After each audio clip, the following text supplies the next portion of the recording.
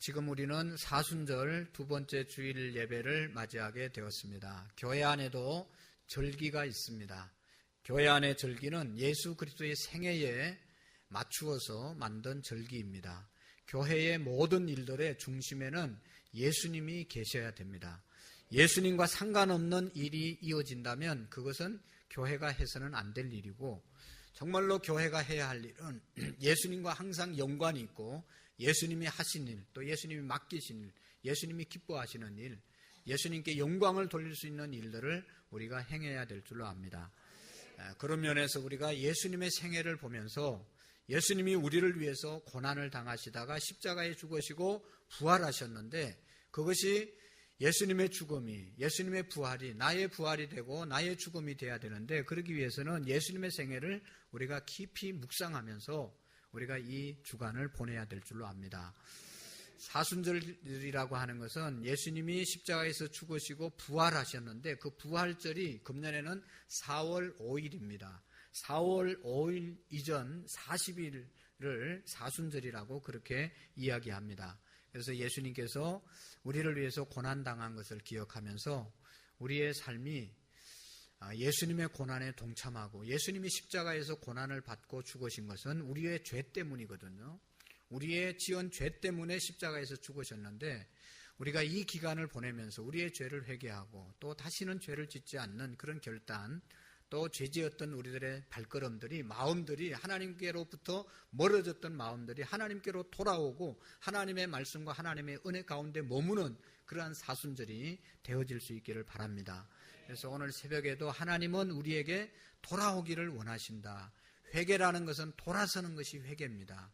회개는 눈물을 흘리고 옷을 찢고, 옛날 이스라엘 백성들은 금식하고 그 다음에 애통하고 옷을 찢었습니다. 우리가 이렇게 잘못해서 내가 회개합니다. 그런 표현으로, 그런 이제 마음으로 금식도 하고 옷도 찢고 머리도 깎고 죄도 뒤집어지고 이런 일을 했습니다. 근데 오늘 성경에 보면 너희들은 옷을 찢는 것으로 만족하지 말고 금식하는 것으로 만족하지 말고 온전히 여호와께로, 하나님께로, 예수님께로 돌아오라고 말씀하고 있습니다. 진정한 회개는 가던 발걸음을 주님께로 돌이키는 겁니다. 죄라는 것은 빗나갔다는 뜻이잖아요. 하마르티아, 관역을 향해서 화살이 날아가야 되는데 관역을 향해서 안 날아가고 다른 데로 날아간 것이 죄입니다. 우리 인생의 목적이, 하나님께서 우리를 이 땅에 보내신 목적이 하나님의 말씀 안에서 하나님을 영화롭게 하라고 우리를 이 땅에 보내셨는데, 우리의 삶의 목적이 나를 향하고 세상을 향하고 나의 쾌락을 향했던 발걸음이, 그것이 바로 죄입니다. 하나님을 떠나는 것이 바로 죄입니다. 그렇지만 이제 회개라는 것은 내 쾌락과 나의 만족과 세상을 향해서 가던 발걸음을 돌이켜서 주님께로 돌이키는 것이, 하나님께로 돌이키는 것이 회개입니다. 그래서 우리가 세상을 더 사랑하고 세상의 일들을 더 중요하게 여겼다면, 이제는 이 사순절 기간을 통하여 주님을 더 깊이 묵상하고 주님 앞에 더 돌아오는 그런 은혜가 있기를 바랍니다. 그래서 오늘 13절의 말씀에 보면 하나님께서 너희는 옷을 찢지 말고 마음을 찢고 너희 하나님 여호와께로 돌아올지어다. 왜냐하면 그는 은혜로우시며 자비로우시며 노하기를 더디하시며 인애가 크시사 뜻을 돌이켜 재앙을 내리지 아니하시나니. 할렐루야. 오늘 저와 여러분들이 이 자리에 나올 수 있었던 것은 이런 하나님이기 때문에 이 자리에 나왔습니다. 죄가 없다고 말하는 사람들이 많은데 내가 뭐 회개할 게 있냐, 내가 뭐 잘못한 게 있냐. 세상의 사람들은 죄 때문에 고발을 당하고 고소를 당해도 끝까지 죄가 없다고 우기고 변명합니다. 그래서 조사하면 죄가 덜 추원하면 그때 또 변명을 하는 거죠. 여러분, 성경에 보면 만일 죄 없다고 말하는 사람은 스스로 자신을 속이는 자고 하나님 앞에서 거짓말하는 자고, 만일 자기의 죄를 자백하면 하나님은 기쁘시고 의로우사 우리의 모든 죄를 깨끗게 하시고 불의에서 우리를 건져주시겠다고 말씀하셨습니다. 죄 없는 자가 누가 있겠어요? 죄를 우리가 고백하고 하나님 앞에 용서함 받는 것이 지혜로운 삶인 줄로 믿습니다. 오늘 새벽에도 말씀을 드렸지만 오늘 새벽에 말씀드린 하나님은 어떤 하나님인가? 우리가 돌아오기를 기다리시는 하나님이십니다. 돌아오라고 말씀하고 회개하라고 말씀하고 이제 돌아오면 하나님께서는 용서해 주신다고 말씀하고 있는 것입니다. 우리가 믿는 하나님은 노하기를 더디하시고 인애가 크시고 이 말씀에 근거해서 회개하고 돌아오기만 하면, 우리의 발걸음을 돌이키기만 하면 심판을 거두시고 그 심판이 변해서 하나님의 은혜와 축복으로 우리에게 임하는 분이 하나님이십니다.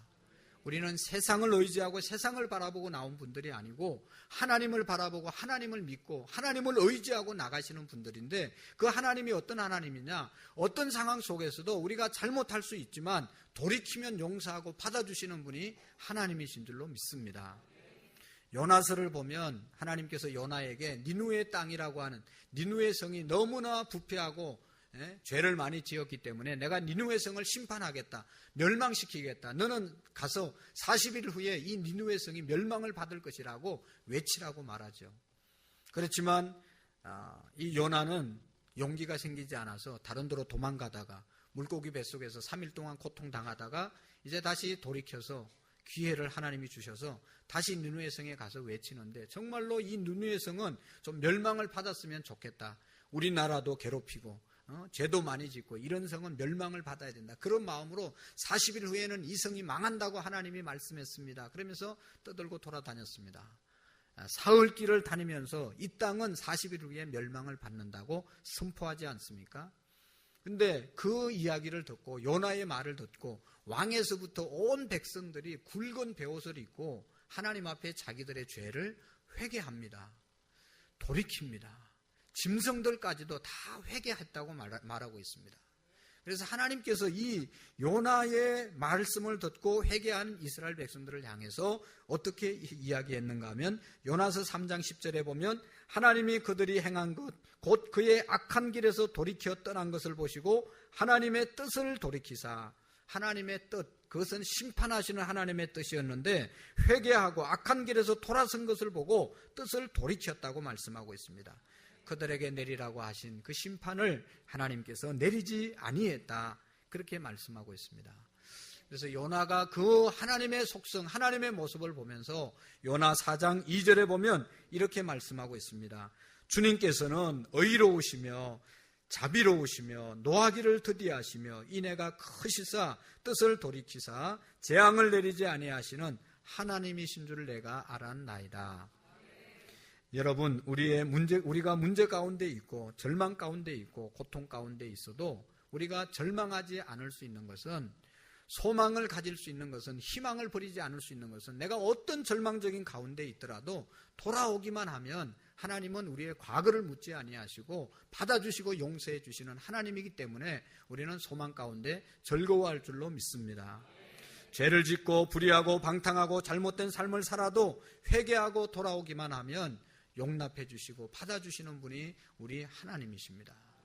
우리가 죄를 지었을 때, 우리가 아직 하나님을 알지 못했을 때 예수 그리스도께서 우리를 위해서 십자가에 죽으시고 언제든지 돌아오면 용서해 주시겠다고 기다리시는 분이 하나님이신 줄로 믿습니다.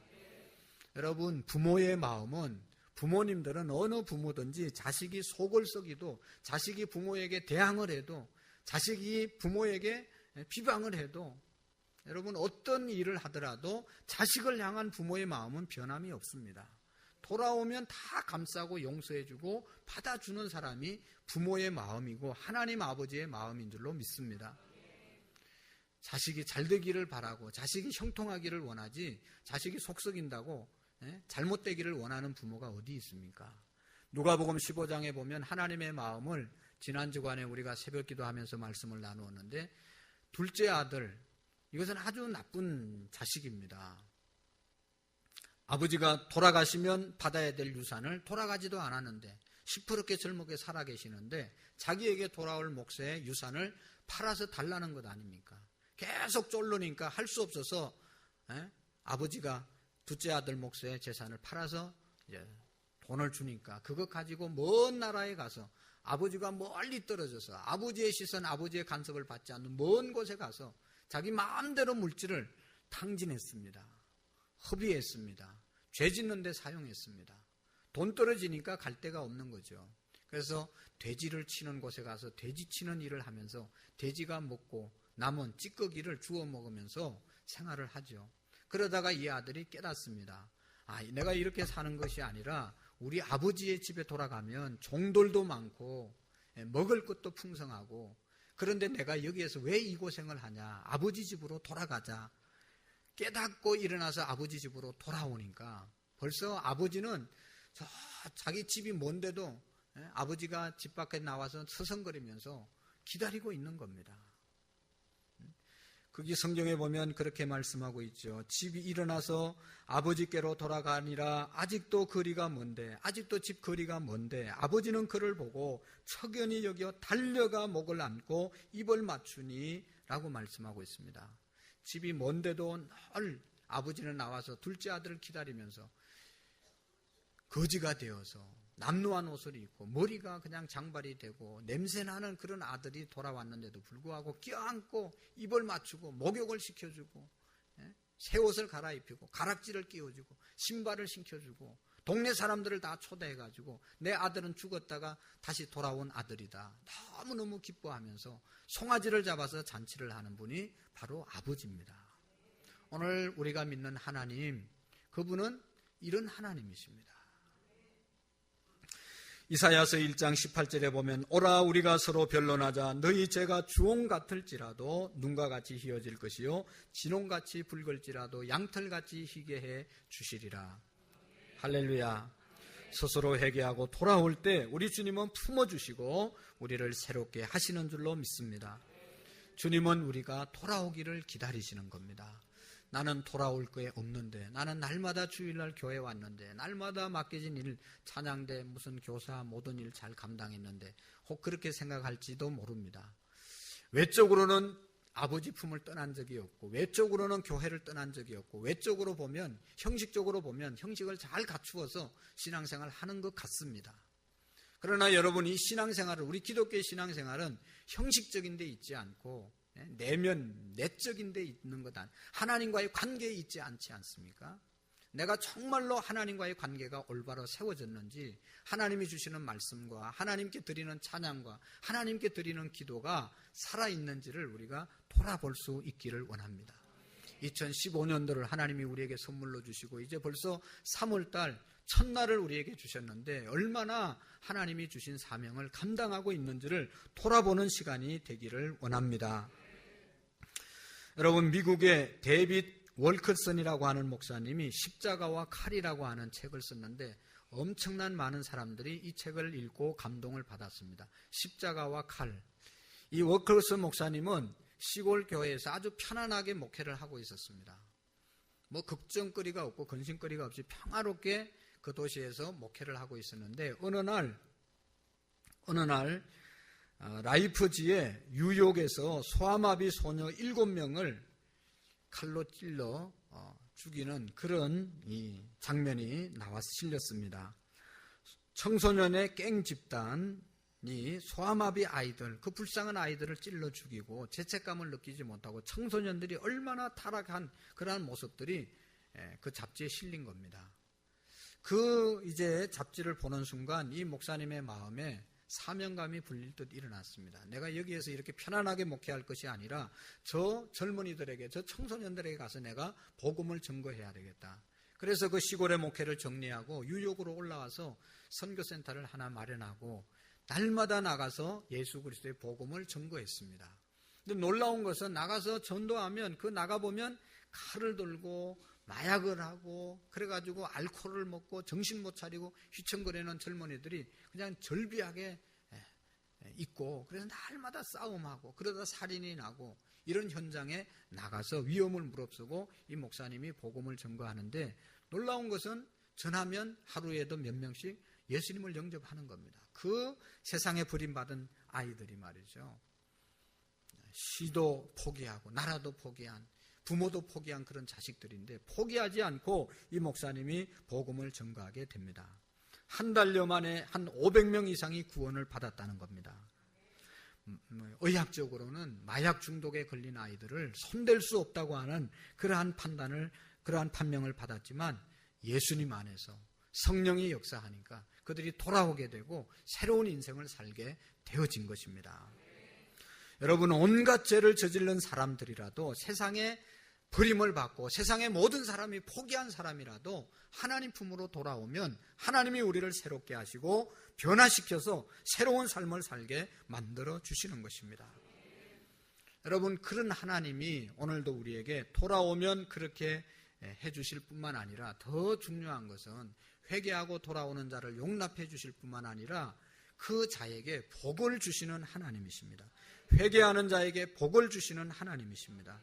여러분, 우리가 하나님 믿으면 복 받는다고 하는데 그 복은 회개하는 자에게 하나님이 복을 주시는 것입니다. 우리가 교회 나온다고 되는 게 아니고 교회 나와서 정말로 우리의 마음을 하나님께 내려놓고 토해놓고 회개할 때 하나님의 복이 우리에게 임하는 것입니다. 오늘 14절 말씀을 다 같이 한번 읽어보실까요? 우리 하나님께서는 시작, 주께서 혹시 마음과 뜻을 돌이키시고 그 뒤에 복을 내리사 너희 하나님 여호와 소재와 전제를 드리게 하지 아니하실지 누가 알겠느냐. 아멘. 혹시 마음과 뜻을 돌이키시고 하나님께서 그 뜻을 돌이키시고 그 뒤에 복을 내리사 너희 하나님 여호와께서 소재와 전제를 드리게 하지 아니하실지 누가 알겠느냐. 그런 말씀을 하거든요.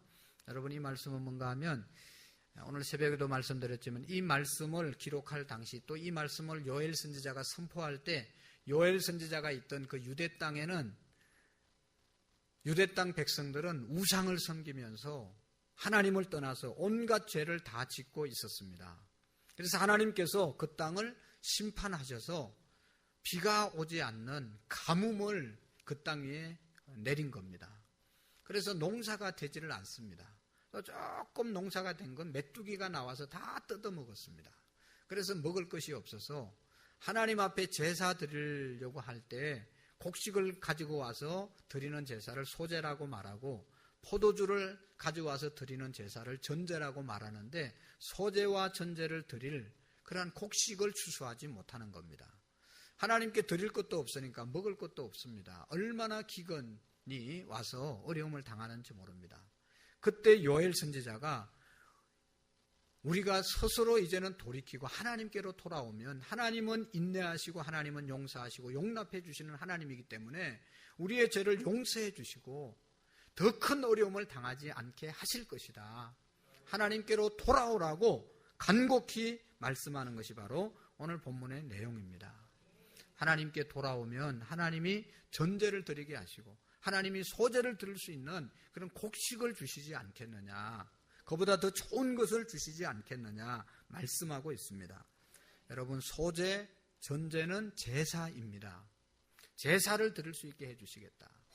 제사는 오늘날 뭐예요? 예배입니다. 우리가 회개하고 돌아올 때 진정한 예배를 드릴 수 있게 해주시겠다고 말씀하고 있습니다. 사랑하는 성도 여러분, 우리가 죄를 짓게 되면 예배가 멀어집니다. 어떤 이유에서든지 예배가 멀어지면 분명히 하나님과의 관계에 있어서 문제가 없다고 말할 수가 없습니다. 우리가 예배를 온전하게 드리는 것, 이것이 하나님과의 관계가 제대로 형성되어진 것입니다. 기도가 사라질 때, 찬양이 사라질 때, 여러분, 이것이 바로 예배가 멀어지는 것이고, 예배가 멀어지면 감사가 멀어지고 하나님과의 관계가 멀어지고 문제가 생겼다는 사실을 우리가 기억해야 합니다.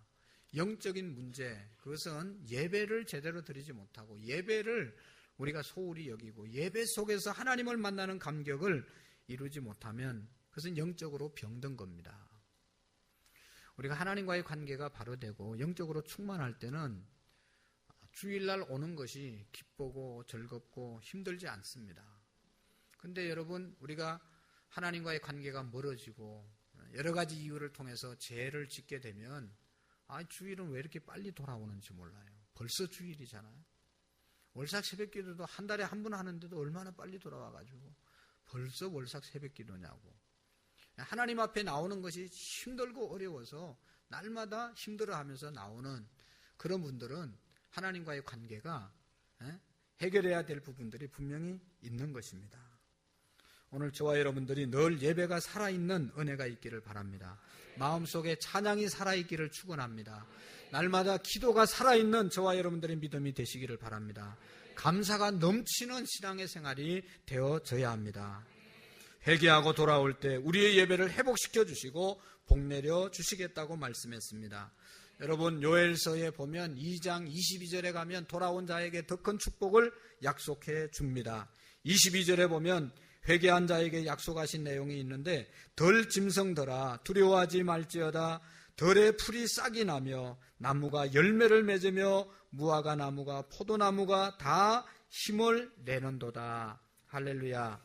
여러분, 포도나무가 또 이제 비가 적당하게 내림으로, 늦은 비와 이른 비가 내림으로 마당에 밀이 가득하고 독에 새 포도주와 기름이 넘치리라 말씀하고 있습니다. 회개하고 돌아올 때 우리 하나님께서 다시금 모든 것을, 모든 환난의 문제를, 어려운 문제들을 회복시켜 주시겠다고 말씀해 주고 있는 것입니다. 새벽에도 말씀을 드렸지만 하나님의 자녀들이 고난을 받는 것은, 하나님의 백성들이 어려움을 당하는 것은 두 가지 이유 때문입니다. 하나는 하나님이 더 큰 축복을 주시기 위해서 연단시키는 것이고, 내가 예수님을 잘 믿고 기도를 열심히 하고 열심히 한다고 하는데도 어려움이 오는 것은 여러분, 하나님이 나를 더 귀하게 사용하시려고 연단시키는 겁니다. 여러분, 성경이나 역사를 통해서 보면 실패하지 않고 고난이 없이 연단을 받지 않고 성공한 사람은 한 사람도 없습니다. 다 나름대로 시련과 연단을 겪은 사람들이 지도자가 되고 하나님 앞에 쓰임을 받는 것입니다. 연단되지 않고 훈련되지 않은 사람을 쓰는 법이 없습니다. 그런 거로 어려움을 당하면 하나님이 나를 더 귀하게 쓰시려고 연단하시는구나, 그렇게 믿으셔야 합니다. 또 한 가지, 우리가 회개할 것이 있나 우리 자신을 돌아보셔야 됩니다. 하나님이 더 큰 죄악에 빠지지 않고, 그래서 멸망을 받지 않게 하기 위해서 우리에게 어려움을 주셔서 돌아오게 하는 거거든요. 그 죄 가운데 계속 머물러 있으면, 오늘 새벽에도 말씀, 죄의 습관에 빠져 있으면 그 죄의 습관으로 우리가 결국은 사망에 이를 수밖에 없는데, 어렵게 만들어서 깨닫게 하시고 그 죄의 수렁에서, 습관에서 나오게 하기 위해서 어려움을 주시는 것입니다. 우리가 돌아오기만 하면 하나님께서는 축복하시고 은혜를 주시는 것입니다. 이사야서 43장 21절에 보면, 이 백성은 내가 나를 위하여 지었나니 나를 찬송하게 하려 함이니라. 하나님은 지금도 성령과 말씀으로 우리를 충만케 하셔서 예배의 자리로 나오게 하시고 우리의 예배를 하나님이 기쁘게 받으시는 것입니다. 요한복음 4장 23절에 보면, 하나님께 참되게 예배하는 자들은 영과 진리로 예배할지니 하나님은 이렇게 예배하는 자들을 찾으시느니라. 할렐루야. 예배하는 자를 찾으시느니라. 회개하고 돌아오면 기쁨과 감사의 예배를 회복시켜 주실 줄로 믿습니다. 우리의 마음에 상처를 치료해 주시고 우리의 마음에 절망을 몰아내 주시고 우리의 마음속에 기쁨과 희망과 용기로 채워주실 분은 하나님이십니다. 이 예배를 드릴 때, 우리가 정말로 회개하는 마음으로 주님 앞에 엎드릴 때 이러한 은혜를 주실 줄로 믿습니다. 회개하는 자에게 주시는 만 가지 복이 있지만 가장 큰 축복은, 이제 요엘서에 더 나가서 보면 물질을 회복시켜 주시겠다고 말씀하시고, 유명한 요엘서 2장 28절 29절에 보면 사도행전에 있는 말씀, 인용한 말씀 중에 하나인데, 요엘서 2장 28절 29절을 제가 읽어보겠습니다. 그 후에 내가 내 영을 만민에게 부어주리니 너희 자녀들이 장래일을 말할 것이며 너희 늙은이는 꿈을 꾸며 너희 젊은이는 이상을 볼 것이고 그때에 내가 또 내 영을 남종과 여종에게 부어줄 것이며. 아멘. 회개한 자에게 어떤 복을 주신다고요? 하나님의 영으로 충만케 하신다는 것입니다. 사도행전에 보면 초대교회 사람들이 베드로의 설교를 듣고 우리가 어떻게 할꼬 가슴을 치고 있을 때 회개하라, 돌이키라, 그러면 성령을 너희에게 선물로 주시겠다 말씀하셨습니다. 그래서 그들이 그 말씀 듣고 회개했을 때 하늘에서 성령이 임하시고, 그래서 권능을 받고 예루살렘과 온 유대와 사마리아 땅끝까지 정인된 줄로 믿습니다. 여러분, 오늘도 우리가 성령이 충만하면 여기 보면 무슨 말이 있습니까? 자녀들이 장래일을 말할 것이고 늙은이는 꿈을 꿀 것이며 젊은이는 이상을 볼 것입니다. 이렇게 말씀하고 있습니다. 여러분, 꿈을 꾸고 이상을 보고 희망을 갖고 장래에 염려하지 않는 삶을 살아갈 수 있는 유일한 방법은 하나님의 성령이 우리를 인도하시고 하나님의 성령으로 충만한 삶을 살 때 이러한 삶을 살 줄로 믿습니다. 여러분, 모두가 다 불안한 시대에 살아가고 미래에 대해서 불안해합니다. 그러나 여러분, 성령이 충만한 사람은 미래를 걱정하지 않습니다. 미래에 불안하지 않습니다.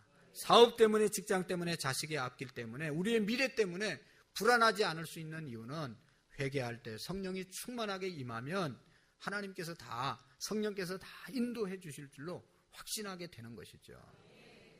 여러분, 하나님은 살아계십니다. 그 하나님께서 우리를 돌아오기를 기다리시고 회개하기를 기다리시고 어떤 상황 속에 있더라도 돌아오시면 회복시켜 주시고 육적인 복과 영적인 복으로 충만하게 채워주실 줄로 믿습니다. 기도하시겠습니다.